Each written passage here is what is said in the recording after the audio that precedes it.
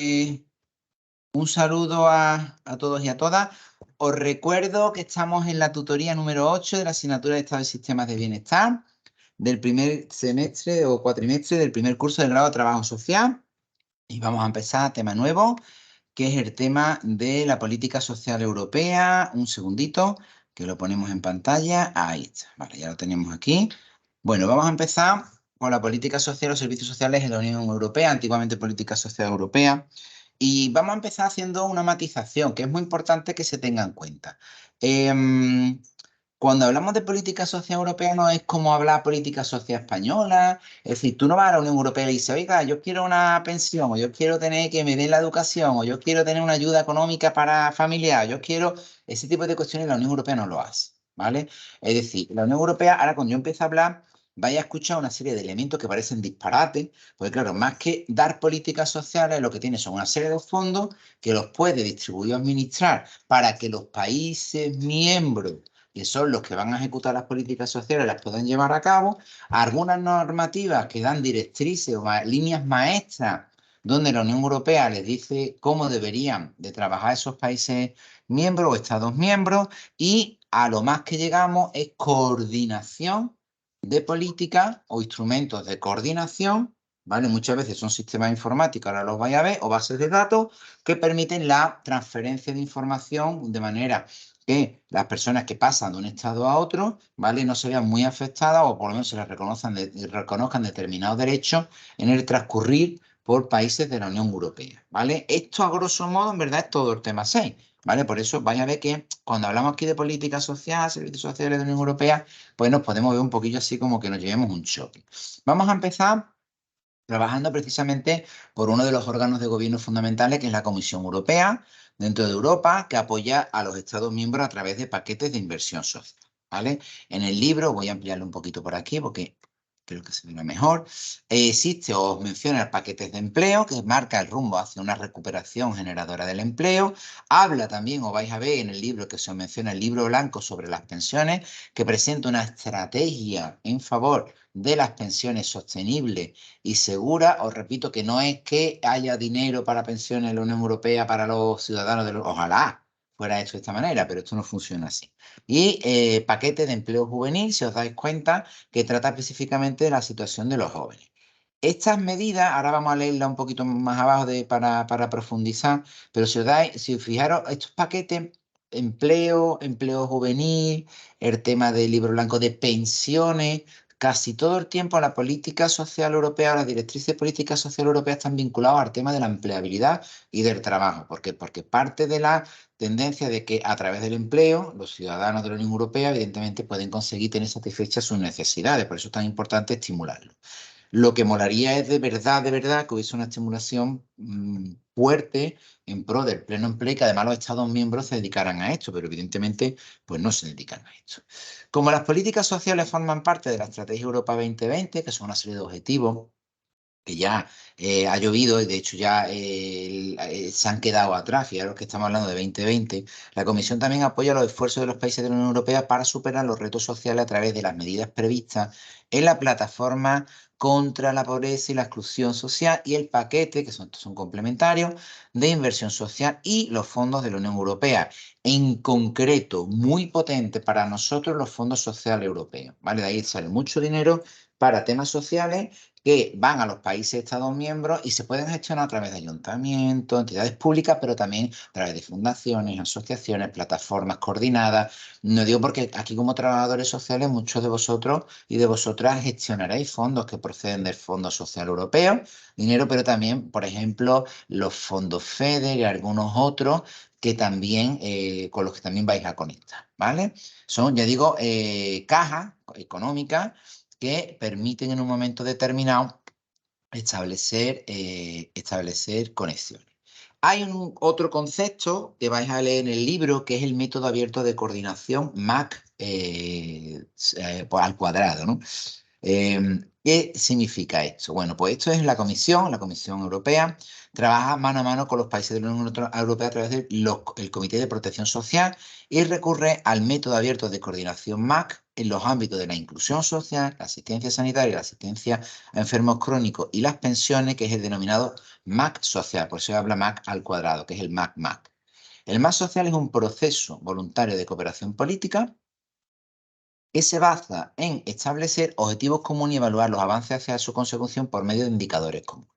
Este proceso también entraña una estrecha cooperación entre las partes interesadas, incluidos los interlocutores sociales y la sociedad civil. ¿Qué es el MACMA? Pues en verdad es un compartir datos, informaciones sobre pensiones, atención sanitaria, datos de inclusión a nivel de la Unión Europea, que está coordinado por la Comisión. Es una plataforma de gestión de comunicación y de datos. Como veis, esto que nos lo ponen aquí en el libro, técnicamente no podemos hablar que sea política social, además es una política de gestión o de administración. Sí es muy importante, os lo pongo aquí, el Fondo Social Europeo. El Fondo Social Europeo es el principal instrumento que tiene Europa para fomentar el empleo y la industria social, perdón, la inclusión social. Se trata de ayudar a los ciudadanos a encontrar un mejor puesto de trabajo y de integrar a la sociedad a los colectivos menos favorecidos, garantizando mayor igualdad de oportunidades para todos. Si os dais cuenta, el Fondo Social Europeo, si vosotros gestionáis proyectos o presentáis proyectos, todo lo que vaya en pro de la creación de puestos de trabajo, de empleabilidad de personas excluidas o con problemas de integración social, personas de grupos desfavorecidos, el Fondo Social Europeo seguramente os va a mirar muy bien y va a querer financiar vuestras ideas, ¿vale? Porque son los objetivos mismos o las propuestas mismas que tiene este fondo. Fondo, recordad que es como una caja con dinero, ¿vale? Los esfuerzos del Fondo Social Europeo por impulsar el empleo están dirigidos a todos los sectores y grupos de personas que puedan beneficiarse. No obstante, se centra en los grupos que atraviesan más dificultades o que pueden beneficiarse en mayor medida de sus actividades, en áreas como, por ejemplo, nuevas vías de acceso al trabajo. Por eso es tan importante aquí todos los conceptos. ¿No? Este libro no lo trata, pero en trabajo social sí se trata mucho, que el tema de la innovación social, ¿vale? Más oportunidades para los jóvenes. ¿Por qué? Porque los jóvenes son un colectivo muy castigado, muy vulnerable. Ayudas para las empresas. Si os dais cuenta, el Fondo Social también destina dinero a la empresa para la contratación, sobre todo de esos colectivos más vulnerables que podamos ver, y mejores trayectorias profesionales para esos mismos colectivos. Con todo ello, la idea en el Fondo Social Europeo es la generación de empleo de personas en situación de mayor vulnerabilidad, ¿vale? Y que tienen más dificultades de acceso a un puesto de trabajo. Cuando el Fondo Social Europeo ayuda a personas y grupos desfavorecidos a recibir una correcta educación o a encontrar trabajo, también les ayuda a participar plenamente en sus comunidades. Evidentemente que el Fondo Social Europeo, cuando está ayudando a esto, está buscando un principio de integración social de las personas, ¿vale? Esas actividades del Fondo Social Europeo en este ámbito siguen cuatro, digamos, prioridades, ¿vale? Uno, evidentemente, lucha contra la marginación. ¿Por qué? Pues porque automáticamente es un elemento de inclusión social, de ingreso a través de empleo, de propuestas formativas, etcétera, etcétera. Apoyo a las empresas sociales. Las empresas sociales son grandes beneficiarias de los fondos sociales europeos. Lo digo porque si trabajáis con esta idea, incluso vosotros como trabajadores sociales podríais generar empresas que puedan captar estos fondos, ¿vale? Empresas que sean, por ejemplo, especializadas en empleo para personas con discapacidad o para personas con determinados déficits, ¿vale? Que en un momento determinado sean empresas de inserción, pues molaría muchísimo porque podéis tener un montón de ayudas económicas. Apoyo a asociaciones locales que trabajen sobre la base misma local y que evidentemente tengan, esto es muy importante, enfoques inclusivos, es decir, trabajamos con poblaciones desfavorecidas o en riesgo de inclusión o excluidas, ¿vale? Eh, con ello, bueno, más o menos se va entendiendo. Ese Fondo Social Europeo tiene también diversos programas y proyectos o secciones, ¿vale? Y es que ayudan a mejorar el rendimiento en todo el sector educativo, empezando, por ejemplo, por las guarderías, pasando por los colegios y las universidades, hasta llegar a las enseñanzas permanentes y los sistemas, esto es muy importante, de formación profesional, que es donde van a dar caña, ¿vale? Se buscarían, digamos, como tres resultados principales dentro del Fondo Social Europeo, que son que sean una puerta abierta al aprendizaje, es decir, herramientas a través de la formación o la educación, permitan la inclusión sociolaboral, que sería un enfoque potente, personas que aspiren a más y una formación que sea, pues, de verdadera utilidad en términos de inclusión y en términos de empleabilidad. Vale. Hay una sección en el libro que habla de la mejora de los servicios públicos. Voy a leer un poquito y a partir de ahí explicamos. Habla el libro, reducir las cargas burocráticas y administrativas, proveer un alto grado de transparencia, integridad y responsabilidad en la administración pública ayuda a aumentar, evidentemente, por la productividad y a reforzar la competitividad. Si os dais cuenta, este lenguaje no es muy social, es más, parece más empresarial, ¿vale? Y de hecho está enfocado a la empresa. En las regiones y estados miembros menos desarrollados, los servicios públicos encargados de poner en práctica y ejecutar las estrategias relacionadas con el empleo carecen en ocasiones de la capacidad necesaria para llevar a puerto sus proyectos de manera eficaz y además que sean rentables. Por este motivo, diversos proyectos del Fondo Social Europeo ayudan a reforzar la eficiencia de la administración pública en la prestación de servicios públicos en todos los sectores, ¿vale? Este tipo de fondo, parte del Fondo Social Europeo, ¿qué es lo que hace? Intentar que las administraciones de regiones más desfavorecidas europeas sean más eficientes en la creación de empleo y de gestión de fondos europeos, ¿vale? Entonces, ¿cómo lo apoya? Pues con prioridad de instituciones más eficaces, aumentar la calidad de una amplia variedad de servicios a disposición de los ciudadanos, trabajadores y personas que buscan empleo en sus pueblos, ciudades y regiones, y también a asociaciones, entidades locales, para el progreso, ayudar a autoridades públicas y a otras partes interesadas como ONG a trabajar de manera combinada o junta y a diseñar y ejecutar programas de éxito. ¿Eso qué significa? Si sabemos que estas líneas de tendencia las marca el Fondo Social Europeo, yo os recomendaría como trabajadores sociales que si hacéis proyectos o gestionáis proyectos con entidades, combinéis lo público, lo privado, el tercer sector, todo en proyectos que estén todas presentes, esas entidades, para que de manera local, más local que regional, podáis llegar mucho más lejos y tener esos fondos, ¿vale? Bueno, hay otro fondo que yo no sé por qué lo siguen metiendo aquí, en vuestros libros de política social, que es el FEAG, el Fondo Europeo de Adaptación a la Globalización. Mira, así contado, es un fondo que ayudaría a reducir el impacto por el desempleo que provoca una situación de globalización en el mundo.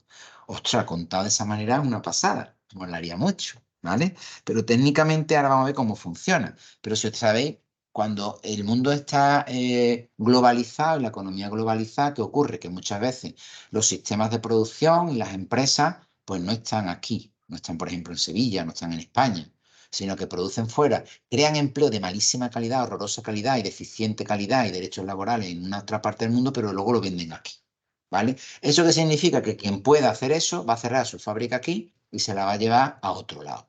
Estos son crear desempleo en un contexto de deslocalización o de globalización, que es el que está explicando el libro, ¿vale? El FEAC, pues sería un fondo que sería para compensar esto. Claro, alguien puede pensar, sí, a la gente que se quede en paro porque o les perjudique que su empresa cierre, les van a ayudar. Pues mira, pues no, no funciona así. El FEA ayuda a los trabajadores que se han quedado sin empleo debido a las fluctuaciones del comercio mundial a encontrar cuanto antes un nuevo puesto de trabajo. Las personas o empresas que deseen solicitar financiación deben dirigirse a sus administraciones nacionales.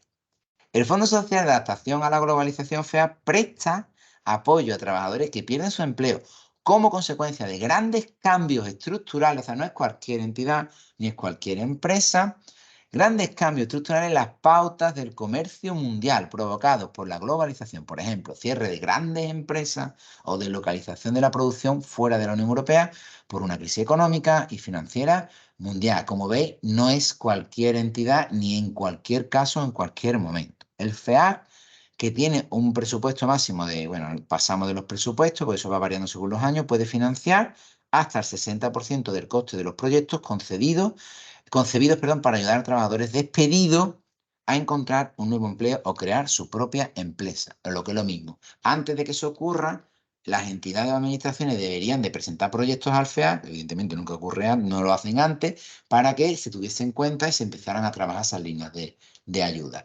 Y no es a la persona, sino que son grandes programas de formación, de búsqueda de empleo, etcétera, etcétera, más o menos como está planteado el FEAC. Este fondo cofinancia proyectos que contemplen medidas como las siguientes, por ejemplo, asistencia a la búsqueda de empleo, orientación profesional, educación, formación y reciclaje profesional, tutoría y asesoramiento individuales y emprendimiento y creación de empresas. Como veis, te va a afectar esto, vamos a ayudarte a partir de aquí a ver cómo tú puedes buscarte un empleo nuevo, bien con formación o incluso montando tu propio negocio o empresa. Básicamente es lo que se estaría trabajando en este FEA, ¿vale? Más o menos para que veáis la orientación. Bueno, tenemos otro que sería el Programa Europeo de Innovación Social denominado EASI. El EASI o los EASI están gestionados directamente por la Comisión Europea y reúne 3 programas de la Unión Europea. Por favor, las fechas las dejamos o las obviamos porque esto va cambiando y el libro se queda un poquito obsoleto. Que se gestionan por separado, que son los PROGRE, los EURES y la microfinanciación PROGRE. ¿Vale? Estos son los EASI. Desde enero de 2014, esos programas constituyen los tres EASI y sus objetivos son: en el eje PROGRE, el 61% del presupuesto total, modernización de las políticas de empleo y sociales, por eso hay ahí un montón de dinero. Los EURE y movilidad profesional, y la microfinanciación de emprendimiento social, pues sería para la ayuda a financiación y el emprendimiento, la puesta en marcha de pequeñas empresas, ¿vale? A través de pequeños microcréditos, ¿vale? Más o menos para que veáis cómo funciona. Con esos objetivos, el gran programa EASI lo que establece sería prestar especial atención a grupos vulnerables, se va conectando evidentemente con el Fondo Social Europeo, como por ejemplo los jóvenes, que también lo hemos mencionado antes. Muy importante promover la equidad entre hombres y mujeres y combatir las discriminaciones, por la causa que sea y por el origen o motivo que se pudiesen producir. Son programas que sí, además desde el trabajo social o desde las entidades que vosotros vayáis dándole, le dais ese aire, pues vais a encontrar elementos de conexión. Igualmente, promover un elevado nivel de empleo de calidad y sostenible, garantizar una protección social correcta, combatir el desempleo de larga duración. Ya sabéis que tenemos parados de larga duración, hay grandes grupos de población parada de larga duración, y luchar contra la pobreza, evidentemente, y la exclusión social. Como veis, los EASI conectan perfectamente con los principios de los fondos del Fondo Social Europeo y con otros principios o elementos que podamos tener en cuenta. Bien, más cositas. Vais a encontrar en el libro este concepto de servicios sociales de interés general. Vamos a ver esto qué es lo que es. Pues básicamente los servicios sociales de interés general, lo que va a hacer la política social europea es una interpretación entre lo público y lo privado y va a someter los alimentos de mercado, ahora vamos a ver de qué manera, y además va a haber una dejación hacia los Estados miembros, ¿vale? Básicamente se va a desentender. Los servicios sociales de interés general son aquellos que las administraciones públicas de los Estados miembros de la Unión Europea consideran como tales, ni siquiera los establecen. ¿Vale? Por ejemplo, el saneamiento de agua, la seguridad, limpieza, vais viendo, eso serían como servicios sociales de interés general. Ah, pero atender a las personas su necesidad de educación puede ser un servicio social de interés general. Si el Estado miembro lo reconoce, sí, si no, la Unión Europea no se va a meter. ¿Vale? Entonces, repito, son aquellos que los Estados miembros de la Unión Europea consideran como tales y que en consecuencia están sujetos a obligaciones específicas de servicios públicos. ¿Vale? Por ejemplo, que haya un servicio de correos para que la gente pueda mandar cosas, eso se puede considerar un servicio público y si pasa algo, el Estado tiene que garantizar, ¿no? Pueden prestarlo tanto el Estado como el sector privado. Y aquí ya nos deja descolocadísimo. ¿Vale? Entonces, esos servicios sociales de interés general, que son de interés general para los ciudadanos de la Unión Europea no dice que además tengan que ser de prestación de titularidad pública, sino que pueden ser de manera privada. De manera privada es pagando. Uy, esto es general, pero no es justo. La situación económica y financiera actual ha puesto de manifiesto más que nunca el papel fundamental de los servicios de interés general en la política social europea, se la llama SIR, en la Unión Europea, en ámbitos como la asistencia sanitaria, la asistencia infantil, los cuidados para las personas mayores, la asistencia a las personas discapacitadas o la vivienda social. Estos servicios de interés general ofrecen una red de seguridad esencial para los ciudadanos y contribuyen a promover la cohesión social. Evidentemente, si se prestan, hay cohesión social, si no, tenemos desigualdad. Los servicios de interés general en el ámbito de los servicios de educación, formación y empleo desempeñan un papel clave en la agenda de crecimiento y empleo. En la economía del conocimiento, las escuelas, los centros de formación y las universidades deben ser de la mejor calidad para garantizar que los jóvenes cuenten con nuevas cualificaciones para nuevos empleos. ¿Vale? Si os dais cuenta, todo el rato es hacia el empleo y hacia el sector productivo.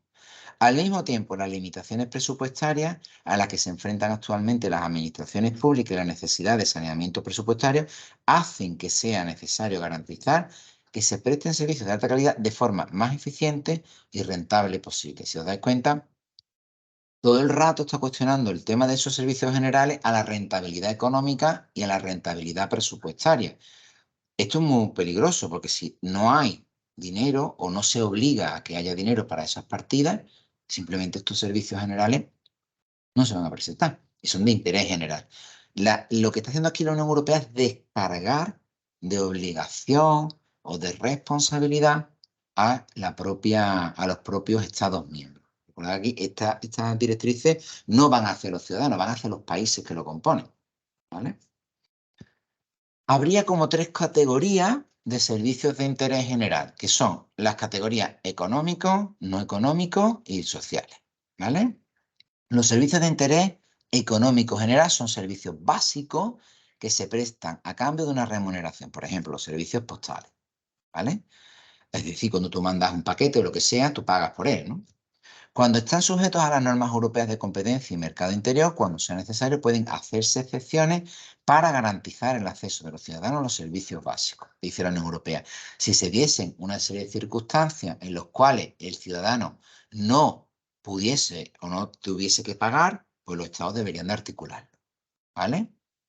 Ya sabemos que imaginar una guerra, una catástrofe o lo que sea, que haya servicios que tengan coste, que la administración diga, esto a partir de ahora va a ser gratis, o durante un tiempo va a ser gratis. Pues se está refiriendo a eso. Servicios no económicos, por ejemplo, la policía. Tú tienes policía, tú no le pagas policía, por lo menos en España. En otro sitio me callo. Pero aquí no, aquí tenemos unos cuerpos de seguridad que son democráticos, que están bajo la ley, que amparan al ciudadano, ¿no? Por ejemplo, la policía, la justicia, los regímenes obligatorios de seguridad social no están sometidos a ninguna legislación europea específica ni a las normas de competencia del mercado interior, sino que lo que hace es que cada país, por exigencia normativa de cada país y por derecho dado a los ciudadanos, deben de garantizar que existan esos servicios que no comportan prestación económica. No comportan prestación económica, pero hay que tener en cuenta que cuando tú te metes en temas legales o quieres responder a temas legales, a ti sí te puede costar mucho dinero. ¿Vale? Entonces aquí hay cosas que te puede chirriar. No siempre es gratis, no significa que sea gratis. Y después tenemos los servicios sociales de interés general. Atienden a las necesidades de los ciudadanos más vulnerables y se basan en los principios de solidaridad e igualdad de acceso. Si os dais cuenta, no se basan en principios de derecho, sino de solidaridad y de igualdad de acceso, que todo el mundo pueda acceder, pero no como un derecho, sino como que somos muy buena gente y el que pueda que entre, oye, pero si me he quedado sin dinero, no pasa nada, qué mala suerte has tenido. Pero es que funcionan así. Pueden ser tanto económicos como no económicos, es decir, esos servicios sociales pueden ser a cambio de dinero o gratuito. Un ejemplo, tú puedes tener un acceso a una residencia pagando privadamente por una plaza residencial o que te den o que ganes una plaza residencial pública y no tenga un coste más allá de lo que se estima por la ley o se establezca de la X parte o cuota parte de tu pensión o cosas de estas, ¿no? Pueden ser, por tanto, tanto económicos como no económicos. Como ejemplo, cabe citar los regímenes de seguridad social, los servicios de empleo y la vivienda social, ¿vale? Más o menos para que veáis los diferentes conjuntos. Estos últimos, pues, están muy, muy desamparados, ¿vale? ¿Por qué? Pues porque no son los que más comportan derechos, no son los que están más afianzados y son como, bueno, pues hay los económicos, los no económicos y luego los sociales, que pueden ser de los dos, tanto económicos como no. En la misma manera en que lo trata la Unión Europea, le está dando menos importancia, ¿vale? Los está dejando un poquito apartados. Luego estaría lo que se conoce como el principio de subsidiariedad y la distinción entre servicios de interés general de carácter económico y no económico. Con respecto al principio de subsidiariedad, el Consejo Europeo definió los principios fundamentales que informan de este concepto y las directrices de interpretación que introduce la subsidiariedad del Tratado de la Unión Europea. El principio de subsidiariedad exige que el poder sea ejercido en el nivel en el que se dé mejor respuesta y la exigencia de solidaridad, de eficacia y de participación del ciudadano, es decir, allí donde resulte al mismo tiempo más eficaz y más próximo a las personas. Hombre, pues tú dices, oye, pues eso está muy bien explicado. Sí, pero lo que está diciéndote la Unión Europea, a través de su tratado de la Unión Europea, del 92, el famosísimo tratado de Maastricht, que se cargó toda la parte social europea, lo que te está diciendo es, mire usted, vamos a aplicar ese principio de cercanía al ciudadano, de manera que se den las prestaciones y demás donde más cerca se esté el ciudadano, es lo local, ¿vale? Un ayuntamiento, una diputación, una comunidad autónoma, ya me estoy yendo muy lejos, un estado, pero desde luego, la Unión Europea, eso está muy lejos del ciudadano. La Unión Europea no vamos a dar nada. Se da ese principio de interés general, sea económico o no económico, debe de articularse desde lo local. Por eso, con que exista una política social europea y haya fondos sociales europeos, los ciudadanos no acceden a la Unión Europea para nada, sino que siempre lo van a tener que hacer a través de sus interlocutores locales y en función de las políticas sociales que marcan esos interlocutores de base. ¿Se va entendiendo? Es decir, no hay realmente una política social europea, unos derechos sociales que establezca la Unión Europea. La Unión Europea te puede decir a un país, oiga, usted debería de mantener a sus pensionistas mayores, sobre todo si han cotizado, y se lo va a decir. Y si van a un juicio lo va a ganar y la Unión Europea le va a reñir al país que sea, pero al final es el país que sea el que tiene que responder y el que tiene que trabajar ese tipo de cuestiones. ¿Vale? Bueno, pues hasta aquí habríamos terminado el tema 6 de política social. Vamos a empezar otro tema que sería el tema de cooperación. Hoy vamos a estar todo en tema internacional, ¿vale? Vamos a empezar el tema siguiente, que es cooperación al desarrollo, cohesión social europea, por ahí estamos, ¿vale? Es consecutivo, ¿no? El tema 7, ¿lo tienes tú en el manual? A ver, ¿cómo se llama? Cooperación. Desarrollo, vale. Vamos a trabajar, voy a trabajar una serie de conceptos, vosotros ya en el libro vais haciendo el seguimiento, vais haciendo la lectura más tranquila, pero sobre todo para que cuando lo leáis tengáis claro más o menos de lo que estamos nosotros hablando, ¿vale? Una cosa es, bueno, está la cooperación al desarrollo y la cohesión europea. Por favor, es muy importante. Se puede considerar pilares supranacionales del estado de bienestar. Esto es muy, muy importante. Lo tenéis que ver también en relación a lo que acabamos de dar en el tema 6, ¿vale?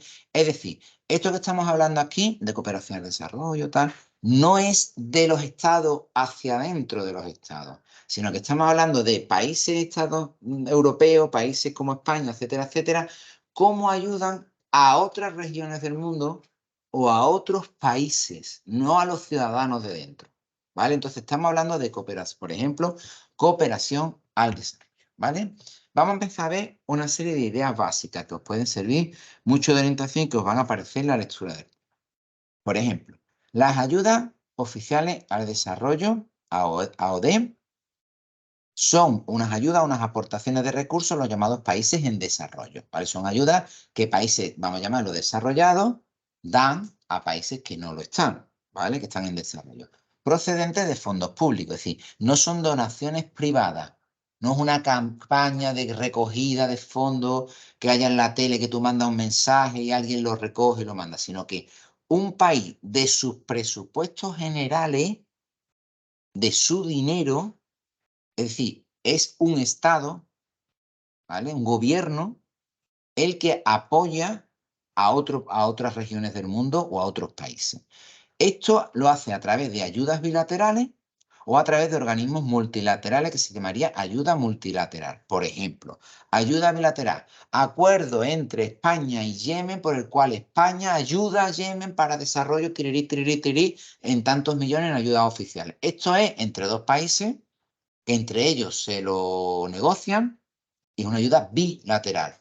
Si se hace a través de un organismo multilateral, por ejemplo la Unión Europea, que recogería fondos de varios países y la propia Unión Europea, esos fondos los administraría, serían acuerdos multilaterales, ¿vale? Porque hay varios interviniendo, ¿vale? Más o menos para que lo tengáis.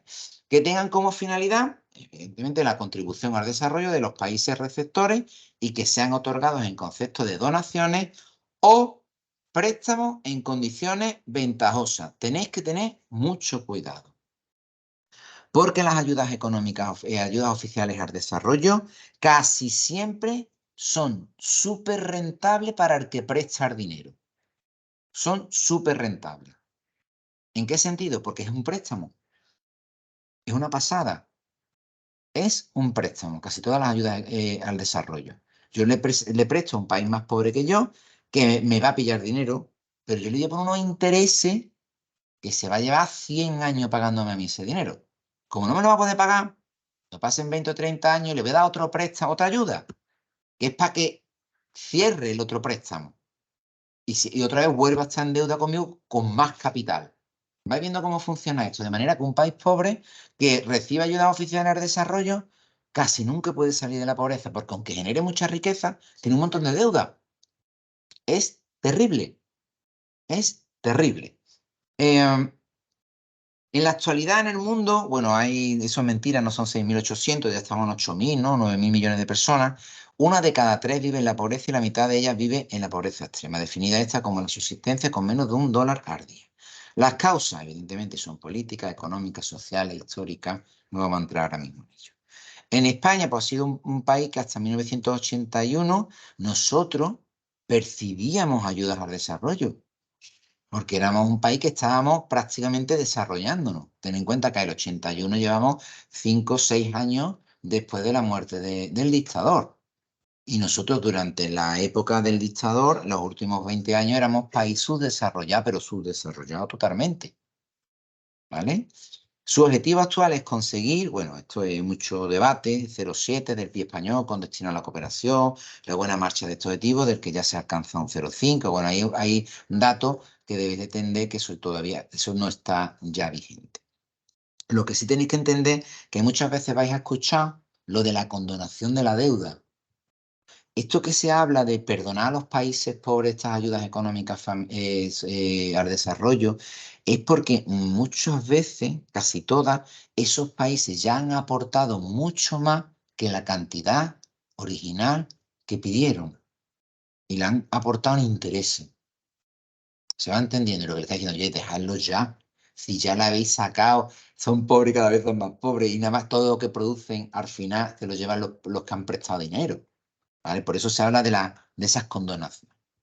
Bueno, hay otros tipos, como son la cooperación internacional para el desarrollo, que los orígenes son precisamente, que aquí lo hemos explicado en esta asignatura, el Plan Marshall. Recordé cuando explicábamos, ¿no?, esa reconstrucción de Europa, ¿no?, que hacían los americanos a través de aportar capital. Claro, la cooperación internacional se define como el conjunto de acciones llevadas a cabo por los países industrializados que, implicando transferencia de recursos a los países del sur o pobres, contribuyen a su desarrollo. En ese contexto se puede deducir que la cooperación internacional para el desarrollo desarrolla un rol importante en las relaciones norte-sur.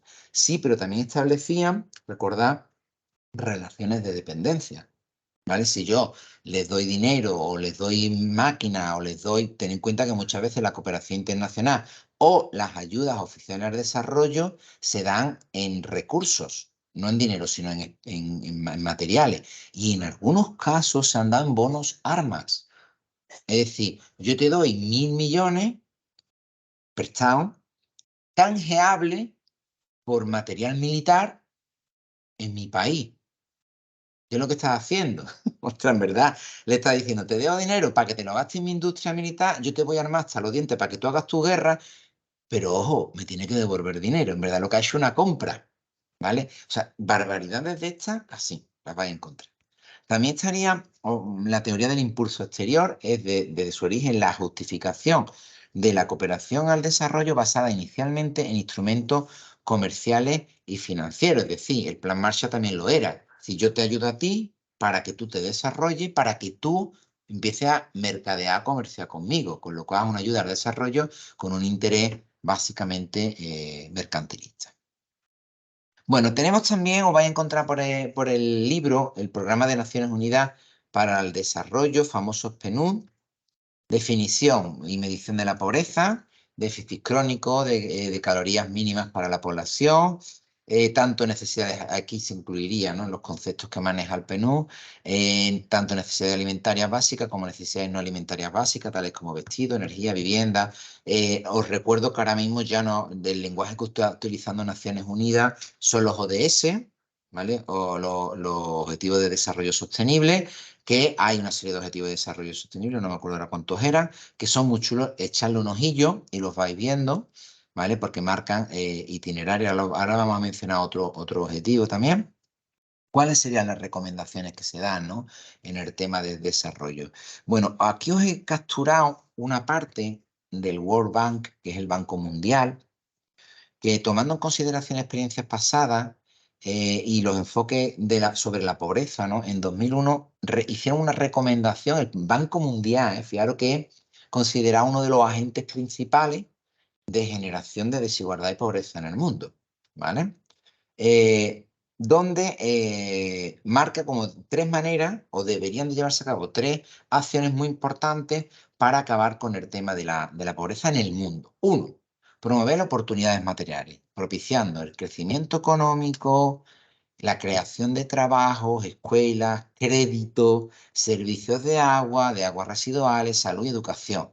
Es decir, vamos a crear infraestructuras, prestaciones, servicios. ¿Por qué? Porque mire usted, eso va a contribuir. Nada más en la misma creación ya estás moviendo el dinero, creando empleo, está haciendo un montón de cosas, ¿vale? Es un elemento muy potente. Otra vía. Facilitar el empoderamiento de los pobres. Fíjate, el Banco Mundial diciéndole que los pobres tienen poco poder y deberíamos de empoderarlos, ¿vale? Fortaleciendo su participación, logrando que las instituciones estatales sean más accesibles y les rindan cuentas a ellos. Banco Mundial, ¿eh? También eliminando barreras sociales, producto de discriminaciones, por ejemplo, por género, raza, religión y evidentemente estatus social, porque es de lo que se trata también, ¿vale? Todos esos parámetros estarían aquí presentes. Y por último, solamente dar esas oportunidades materiales, crear el empoderamiento de las personas más pobres o necesitadas, sino además también tendríamos que mejorar la seguridad de esos pobres para reducir su vulnerabilidad, por ejemplo, ante enfermedades, ajustes económicos y desastres naturales. Ya sabéis que los efectos de las crisis económicas, ¿vale?, o los daños de cualquier catástrofe, de cualquier tipo económico, social, humanitaria, es como un látigo. Si parten de un centro donde hacen daño, pero conforme va moviéndose esa onda, los que están más alejados reciben el impacto más fuerte durante más tiempo y es más dañino, que siempre son aquellos más vulnerables. Esta es la teoría denominada intracentro, ¿vale? Aquí no se explica, pero es donde todo lo malo se exporta con mucha fuerza hacia la periferia de la riqueza, de la centralidad en el sistema, y los recursos, las vías van hacia adentro. O sea, todo va hacia los que están en el centro, en ese poder, y los daños se expanden como una ola terrible hacia afuera, ¿no? Esa es la teoría denominada intracentro. Lo digo porque si la escucháis, en el libro no la explica, pero más o menos viene a explicar, tiene que ver con esto. Bien, en cuanto a las ayudas oficiales al desarrollo, la vinculación de las ayudas, ¿no? ¿Cómo está vinculada? Bueno, la ayuda vinculada a la compra, por ejemplo, de bienes y servicios, en el país donante es cada día la más criticada. Ya os he explicado antes que había algunas historias bastante especialistas. Oye, pues bonos armas o bonos de industriales o bonos de... Al final lo que tú estás haciendo es una transacción económica y un préstamo para comprar. Suelen tener como principal consecuencia la adquisición de bienes en base a los intereses y a la disponibilidad del país que otorga el préstamo y no de las necesidades del país receptor, ¿vale? Lo cual es una perversión propia del sistema, una herencia, os pone aquí el libro colonial, y una forma de política comercial, en verdad, encubierta, que es muy, muy triste, ¿no? Es muy triste. Bueno, el libro vais a encontrar que antiguamente estaban los famosos objetivos de desarrollo del milenio. Eran una serie de objetivos que los pongo aquí, perdónenme. Erradicar la pobreza, lograr la enseñanza primaria universal, promover la igualdad entre el sexo, reducir la mortalidad infantil, mejorar la salud materna. Bueno, había una serie de objetivos que son una pasada, que todos eran viables y que se supone que en el año 2020 creo que era. Bueno, después están los objetivos del minero, los objetivos 2020. Todos estos objetivos no se han cumplido. Son políticas básicas que se han establecido desde Naciones Unidas y que no se han conseguido. Ahora mismo, ¿qué es lo que tenemos? Los ODS, que no vienen en el libro, ¿vale? Pero es otra edición o reedición de aspiraciones o de líneas generales maestras internacionales y mundiales que deberían de trabajar más o menos aspectos similares a estos, ¿vale? Lo digo porque si os interesa esto, mejor, aparte de conocer esto, que es lo que va a entrar en materia, deberíais de veros los ODS ¿vale? Porque son los que ahora mismo están realmente vigentes y son los que nosotros utilizamos en todas las prestaciones y en todos los subsidios y todas las ayudas que pedimos en las administraciones. Bueno, vamos a dejarlo aquí si os parece y el próximo día vamos a empezar a trabajar en la conexión entre las ONG y las cooperaciones humanitarias, que es otra cosa diferente, ¿vale? Hasta aquí hemos hablado de la parte de gestión económica, ayudas laterales, bilaterales y multilaterales, ¿vale? Y lo dejamos entonces hasta aquí porque no quiero avanzar mucho más, sino partirlo aquí y cerramos temas y el próximo día le damos más caña y terminamos de avanzar, ¿vale? Bueno, porque paséis muy buena semana. No sé si tenéis dudas o preguntas. Como veis, estos temas son bastante tranquilitos, ¿vale? Porque es verdad, es contenido material que tenemos que ir trabajando de manera de resúmenes, esquemas y demás, para nosotros poderlo controlar si nos hacen preguntas, las preguntas que nos vayan a poner en nuestro examen, ¿vale? Bueno, pues sin más, entonces cortamos y me despido hasta la semana que viene. Que paséis una semana fantástica. Hasta luego.